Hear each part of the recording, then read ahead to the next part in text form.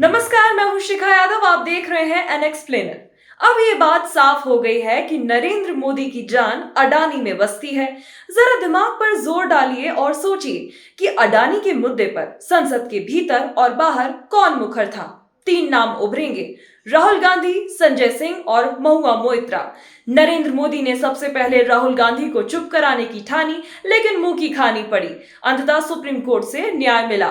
फिर संजय सिंह का नंबर आया और आज संजय सिंह जेल में है। उनका अपराध क्या है? शायद सवाल पूछना।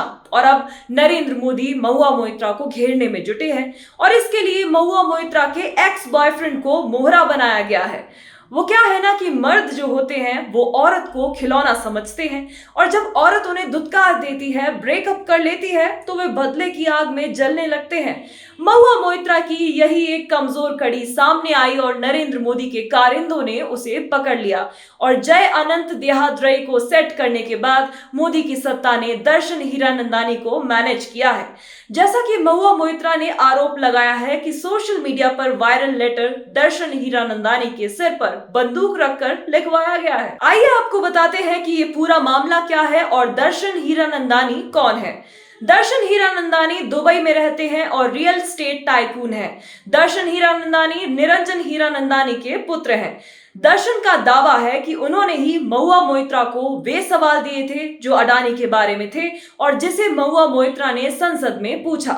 दर्शन हीरानंदानी का ये दावा पैसा लेकर सवाल पूछने के स्कैंडल से जुड़ा है, जिसमें बेधड़क आवाज महुआ मोइत्रा घेरती दिख रही हैं। सोशल मीडिया पर वायरल हलफनामे में हीरानंदानी ने कहा कि महुआ मोइत्रा ने उन्हें अपनी संसद सदस्यता वाली ईमेल आईडी और पासवर्ड दिया था ताकि दर्शन हीरानंदानी सवालों की लिस्ट अपलोड कर सके और महुआ मोइत्रा इन मुद्दों को संसद में उठा सके। हीरानंदानी ने कहा कि वे महुआ मोइत्रा को 2017 से जानते हैं और उनकी मुलाकात बंगाल ग्लोबल बिजनेस समिट में हुई थी। राजनीति के अलावा भी कई मुद्दों पर दोनों की सोच एक जैसी थी, तो दोनों के बीच करीबी बढ़ती गई और सबसे खास बात यह थी कि महुआ मोइत्रा और दर्शन हीरानंदानी दोनों एक समय अडानी के खिलाफ थे। हीरानंदानी ने कहा है कि महुआ मोइत्रा दबंग स्वभाव की हैं और सामने वाले पर हावी रहती हैं।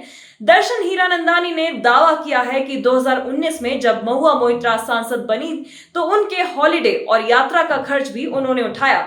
इसके साथ ही दिल्ली में आवंटित उनके आधिकारिक बंगले का रिनोवेशन भी कराया।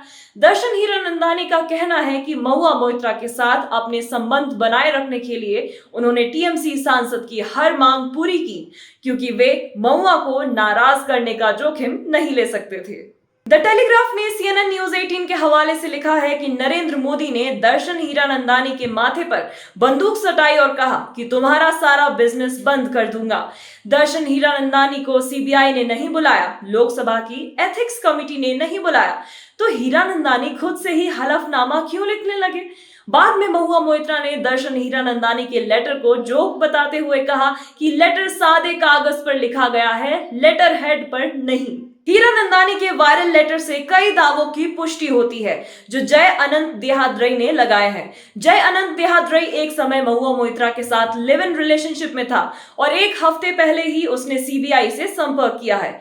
देहाद्रई के लेटर के बाद ही राजनीतिक तूफान उठ खड़ा हुआ, क्योंकि बीजेपी सांसद निशिकांत दुबे ने देहाद्रई के पत्र का हवाला देकर लोकसभा स्पीकर ओम बिरला से मामले की जांच करने को कहा और महुआ मोइत्रा के खिलाफ पैसे लेकर सवाल पूछने का आरोप लगाया और टीएमसी सांसद को संसद से निलंबित करने की मांग की है। हीरानंदानी ने अपने पत्र में यह भी कहा है कि महुआ मोइत्रा को उनके दोस्तों और सलाहकारों ने मशवरा दिया था कि जल्दी से जल्दी फेमस होने का तरीका है मोदी पर हमला किया जाए। इसके बाद ही कथित तौर पर महुआ मोइत्रा ने तय किया कि वे गौतम अडानी के खिलाफ मोर्चा खोलेंगी, जिन्हें कथित तौर पर नरेंद्र मोदी का वरद हस्त प्राप्त है।